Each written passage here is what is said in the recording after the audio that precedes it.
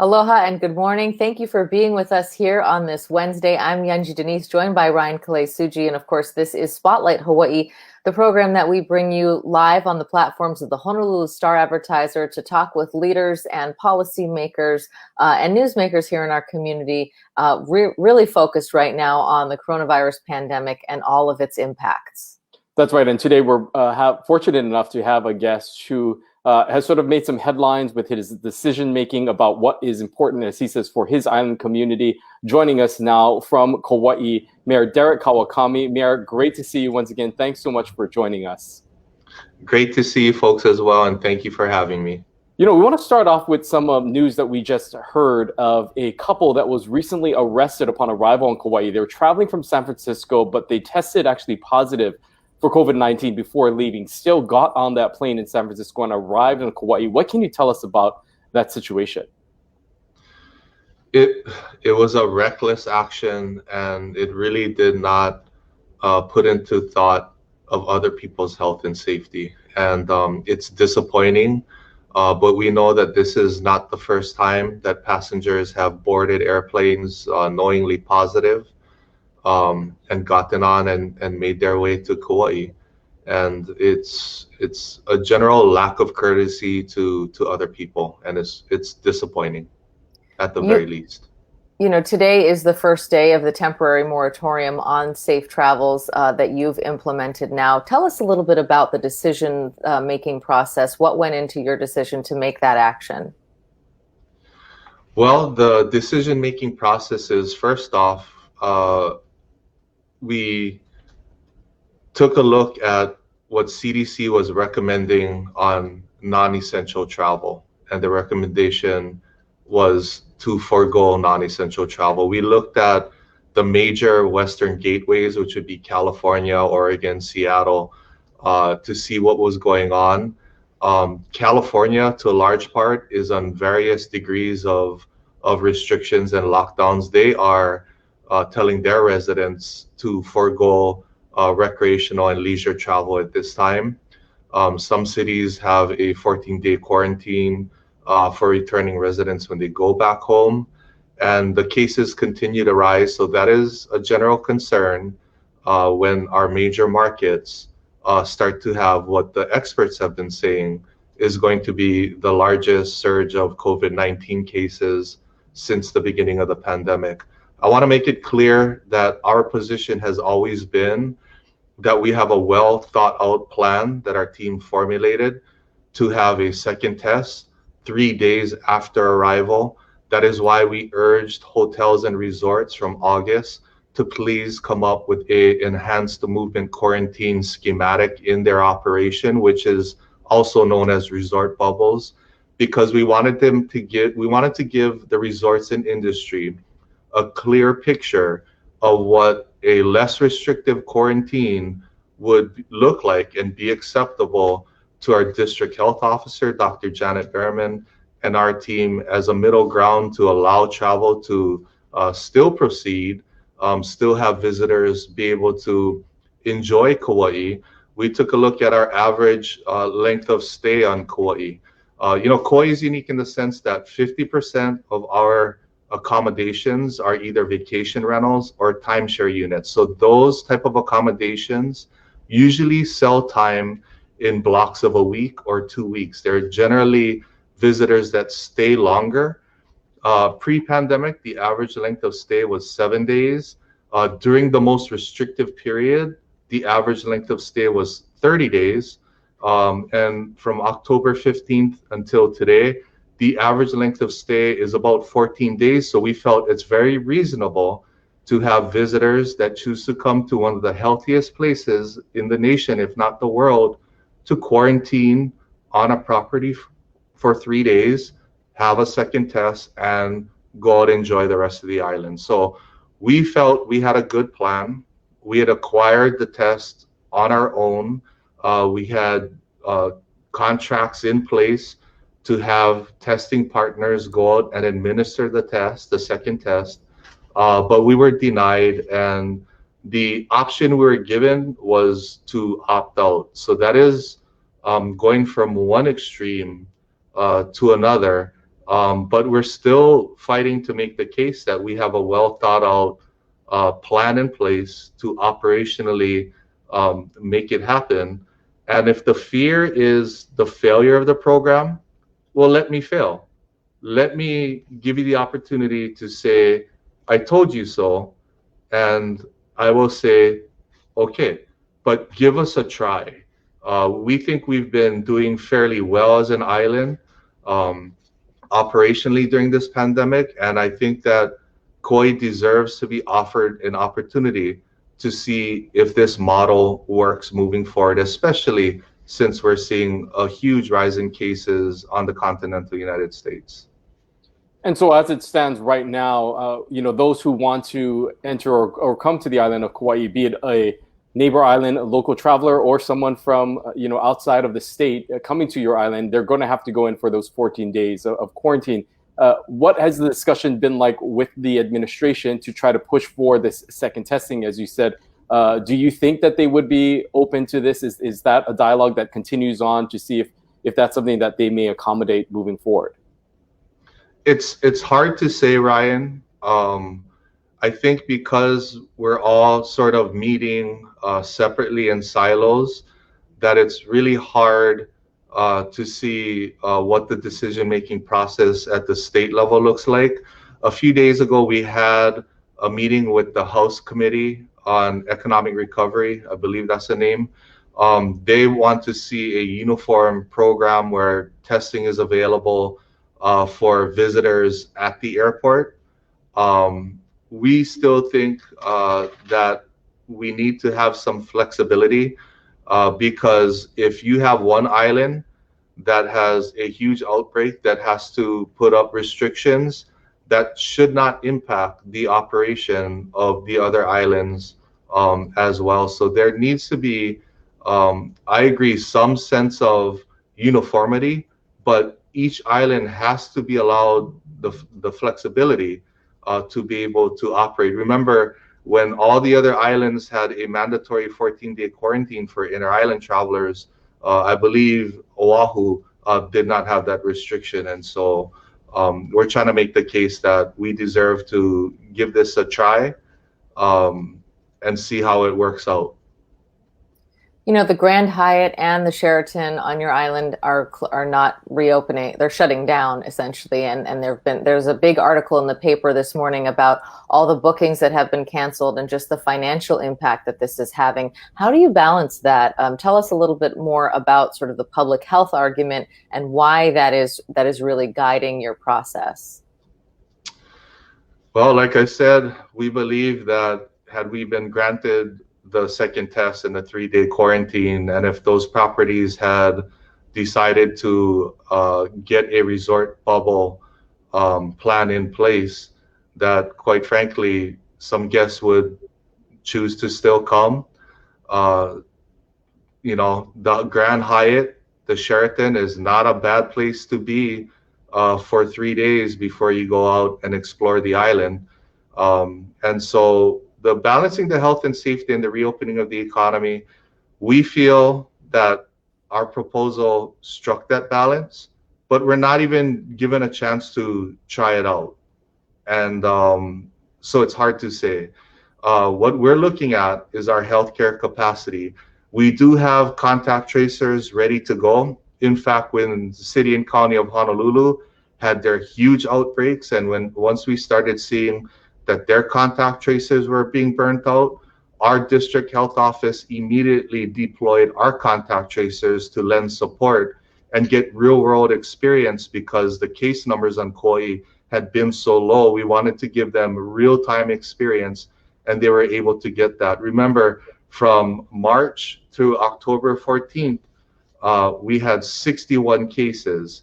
Starting October 15th, we had 0 active. In the span of October 15th until now, we've had 70 cases, a majority travel related. We know that here on Oahu, of course, Honolulu Mayor Kirk Caldwell has implemented his tier system, and you in Kauai you also proposed a tier system to the governor that you sort of used as a structure. Can you sort of give us an update on your island's tier structure, how that's working, and what you've learned through this process as well?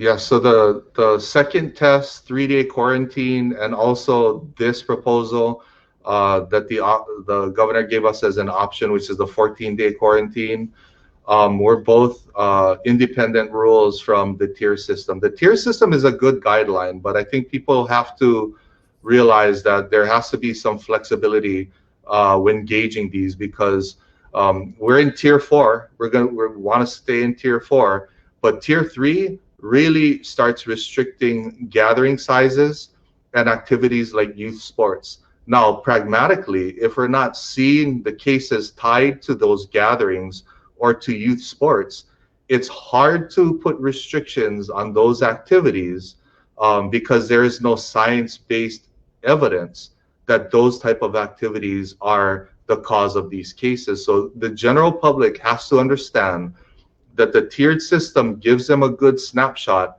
of what restrictions could look like, but operationally, your team has to have the flexibility to respond appropriately, because we don't want to end up in a situation where we are impacting businesses that have done everything right, that have no cases tied to them. We want to be much more surgical than the first phase back in March and April, because we've learned a lot more about the virus. We've created better plans, and we are a better operation. Now, reopening, once you start layering on restrictions, the tier plan can also work in reverse.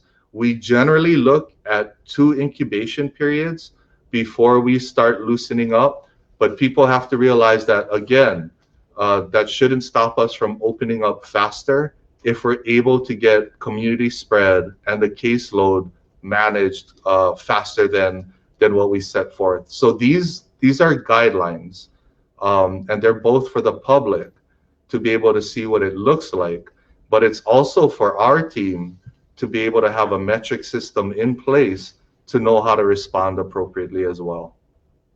You know, on the subject of healthcare capacity, we know that that's been a big factor for you. Paul Yonamine that has a question here. 9 months into this, why didn't you build out more COVID healthcare facilities? Is it too late to do so from now? Do you still have CARES money remaining to do this? Is there a way to increase the healthcare capacity, in other words? So from the county perspective, our resources are already limited. So our CARES Act money went to law enforcement, it went to economic boost programs and grants, it went to nonprofits, and we got it out very quickly. Generally speaking, the healthcare system, which would be HHSC, which is under KVMH and Mahilona Hospital on Kauai, are under the state's jurisdiction. So the state typically has jurisdiction.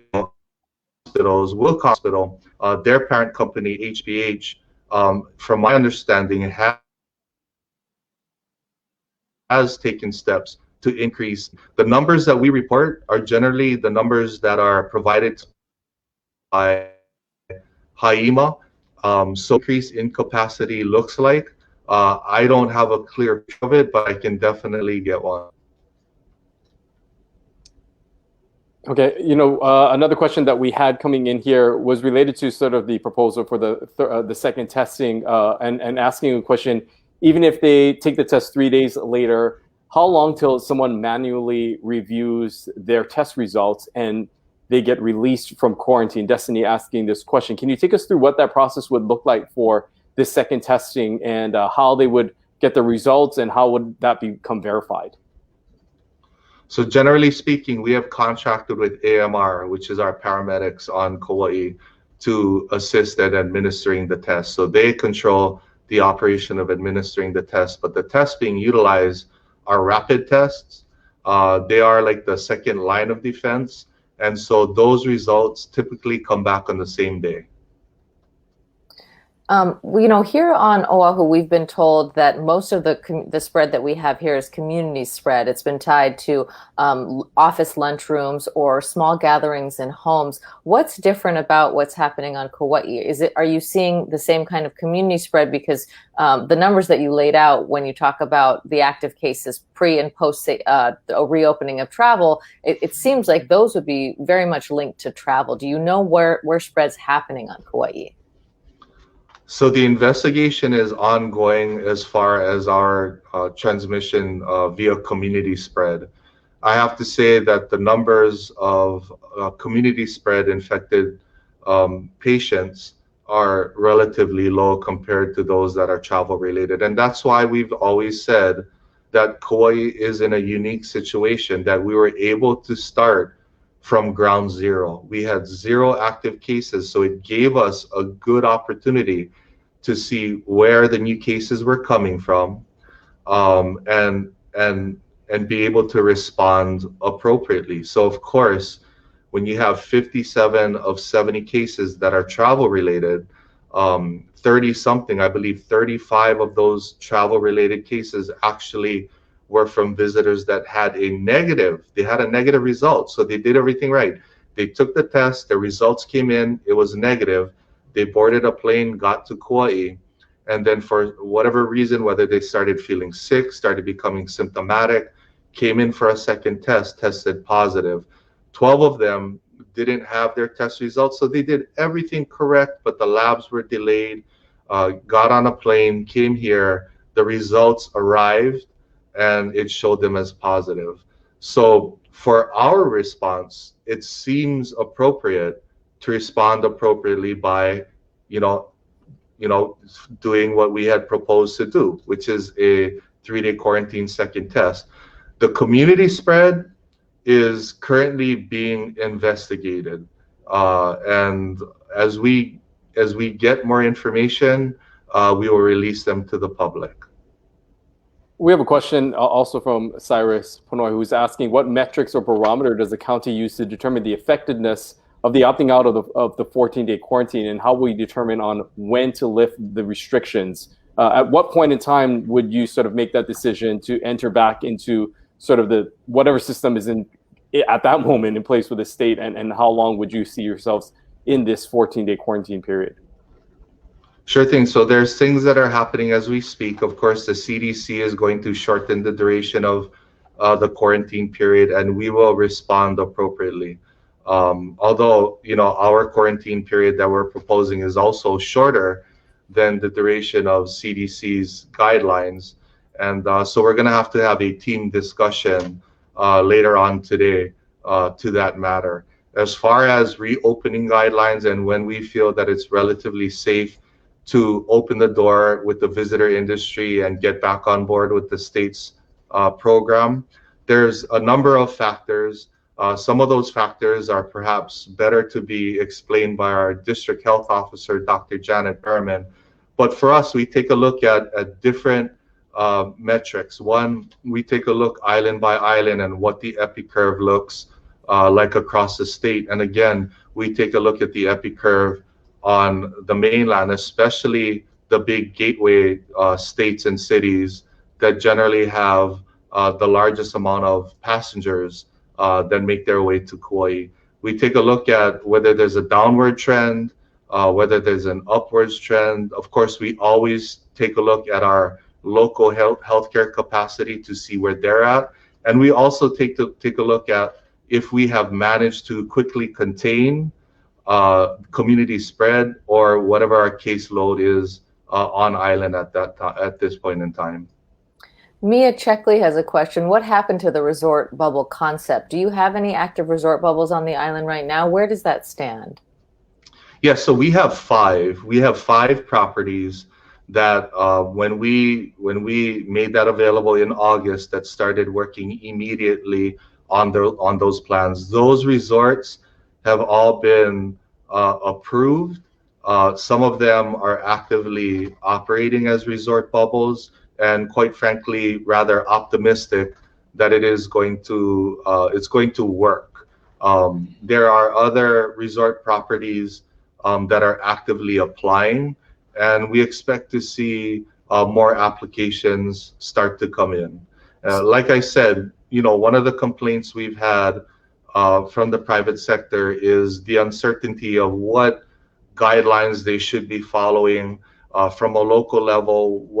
What does it look like to our operation to be legitimate in our eyes? And we pretty much spelled it out clear and simple what it would take to be approved as a resort bubble. Can you tell us a little bit about what that visitor experience is like? Do they have to stay in their room? Can they go to the pool? How restrictive is this bubble? How does it actually, on the ground, what is that experience like? So the experience is pretty much you have the run of the house on the entire resort property. And if anybody has been to a resort on Kauai, we have some pretty beautiful resorts with sprawling properties that have amenities such as golf courses, swimming pools, and restaurants. And so the experience on a resort property is sort of like how Club Med used to be. It's like an all-inclusive on-property experience, which quite frankly, many of us, when we are taking staycations, we generally stay on the property. So that staycation experience would generally be the same sort of experience that a visitor would have. And if we had gotten our 3-day quarantine plan approved, it would be for a limited amount of time. And then you'd be able to prove that you are negative and safe, and then explore the rest of what Kauai has to offer. We know that the end of the year, of course, is coming up, and with that, the CARES money will come to an end, but also resources like the National Guard. We spoke to the governor, who is asking, has asked the administration, the Trump administration, to extend and continue to allow for funding for the National Guard. How important has the National Guard been for Kauai, as well as the CARES Act money gone, and how are you responding to the potential that you could lose some of the services that they've provided? The National Guard and the CARES Act funding has been a godsend. As far as CARES Act, we started getting applications in even before we were able to receive our funding. We do think that if there is going to be a second wave of federal support, that they should consider communities that are smaller than 500,000 people. And that is because City and County of Honolulu was able to get their money wired directly to them immediately. For the neighbor island counties, we had a 5-week delay, which is very restrictive, especially since they put a clock on spending that money. So we had to spend the money quickly. We were able to do it as intended, and the intention was to get it out into the economy as quickly as possible, which we did. So the CARES Act has been a lifesaver. The National Guard has been I cannot say enough about the men and women of our National Guard and the sacrifices that these young men and women are making, and the sacrifices that their families back at home are making for the health and well-being of our communities. These are sons, daughters, they are fathers that are missing their first baby parties and everything else that they want to experience back at home. They have been just troopers, and the thought of losing that presence is concerning, but ultimately that is out of our control. So we can only control what we can. And so we formulate contingency plans to be able to do the best that we can with what resources we have on Kauai. Let's talk a little bit about those resources. We know that, unemployment, obviously Hawaii has one of the highest, and oftentimes in these reports we see the highest rate of unemployment in the country. And we know that Kauai is particularly dependent on tourism, as are, frankly, all the islands. What are you telling people who are really, they're fatigued on COVID and they're very financially concerned right now? What are your thoughts to the community? How do you encourage people to stay the course? We are going to get through this. We are going to do everything that we can. If we have to work around the clock to get to a balance so that we can get this economy moving and get you folks back to work. I need to have the ability to be a mayor and govern this island to the best of my ability. I understand that there needs to be coordination, and we are fully compliant with all of the protocols in place as far as floating our proposals up to the governor. Our process here on Kauai is a great process. Our incident management team is well versed at disaster response. The proposals that we send up deserve to be given a shot. I need to be able to govern this island, and respectfully, we are going to ask the governor, and we will keep on asking to give our alternative reopening plan a second chance. All right, Mayor Kawakami, that's a great way, I think, to end it. And we certainly appreciate you taking the time. We know that, of course, you are very busy, especially during this time. And we always appreciate welcoming you on the show and always for taking the questions of our viewers as well. Thank you very much. You folks have a great day and stay safe. Thank you. Well, Ryan, you hear the frustration with the mayor right there, because he says really that he didn't want to have to opt out of safe travels, but given the incidence of travel-related coronavirus cases on his island, and he is in a unique position because they did start at 0 active cases, so you had a clean slate, and he could see the spread coming to his island. And with such limited medical resources, he made the tough decision to opt out of safe travels.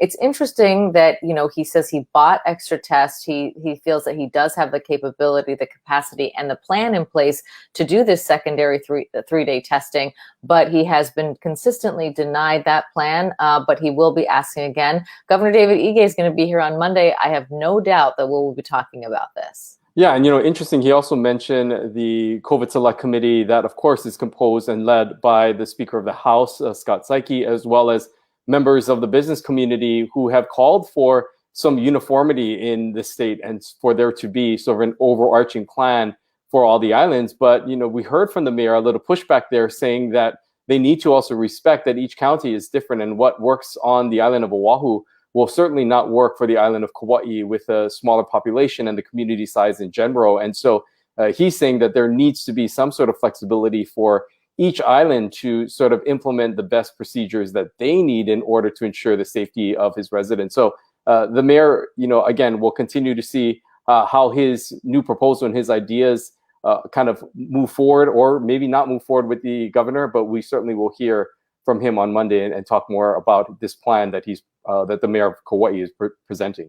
Yeah, and if you want to read more about the economic impact and the overall sort of implementation of going back to the 14 days, you can read. Allison Schaefer has a great big piece today in the paper. It's on the homepage. So head over there and read about what's happening on Kauai. And again, we of course appreciate Mayor Kawakami spending all that time with us. On Friday, Ryan, we've got a very special guest, and one that we've been really wanting to have for quite some time. That's right. We're going to be speaking to Libby Char from the Department of Health. Of course, she kind of came into this role leading the department sort of midway through this pandemic, taking over Dr. Bruce Anderson. Dr. Char, someone who we have not really seen a whole lot of in terms of press conferences. We see her occasionally speaking with the governor, but this is our opportunity, of course, to get an update from what the Department of Health is doing in terms of setting, getting the state ready, prepared for any potential surges. The contact tracing update as well, I think, is important that we also know that we want to get an update on, and any other things that, of course, that you would like to ask the director. So we encourage you to tune in on Friday for that conversation. Again, that will begin at 10:30.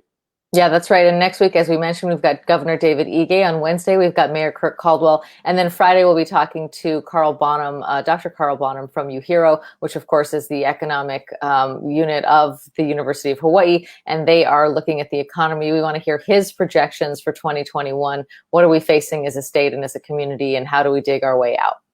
That's right. We got some exciting shows for the rest of December. Hard to believe we're already here, but we will continue on this conversation for the rest of this month, and we certainly appreciate you joining us here Monday, Wednesday, Fridays at 10:30 for Spotlight Hawaii. We'll see you right back here on Friday. Aloha.